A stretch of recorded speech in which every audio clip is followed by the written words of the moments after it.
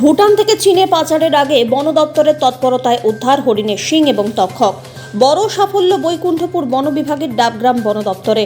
বন দপ্তরের গোয়েন্দা বিভাগের গোপন সূত্রে খবরের ভিত্তিতে অভিযান চালিয়ে হাতে নাতে গ্রেপ্তার ৩। শরীরের মধ্যে লুকিয়ে হরিণের শিং, একটি ব্যাগে করে বিরল প্রজাতির তক্ষক নেপাল হয়ে চীনে পাচারের ছক কষেছিল ৩ পাচারকারী। তারই আগে শিলিগুড়ির নৌকাঘাট মোড় থেকে একটি বাসে সন্দেহ হওয়ায় ৩ জনকে আটক করে তল্লাশি চালানো হয়। সেখানেই শরীরের জামা কাপড়ের মধ্যে থেকে উদ্ধার হয় বিরল প্রজাতির তক্ষক এবং হরিণের শিং।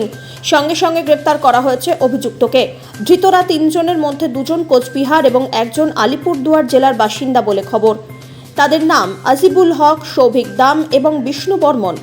বন দপ্তরের প্রাথমিক অনুমান, কয়েক লক্ষ টাকা দিয়ে হাত বদলের ছক কষেছিল পাচারকারীরা।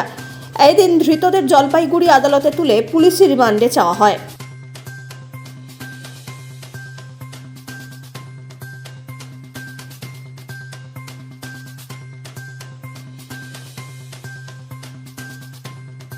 গোপনে করে আর কি, সেভাবে এরা নিয়ে যাচ্ছিল। এবং আমাদের সতর্ক ছিল আমাদের যেটা আমাদের গোয়েন্দা সংস্থা, যেটা আমাদের নিজেদের আছে, সেই জিনিসটা তারা করে আমাদেরকে খবর দিয়ে আমরা সেখান থেকে বাসার থেকে ওদেরকে আমরা নামিয়ে আমরা অ্যারেস্ট করে নিয়ে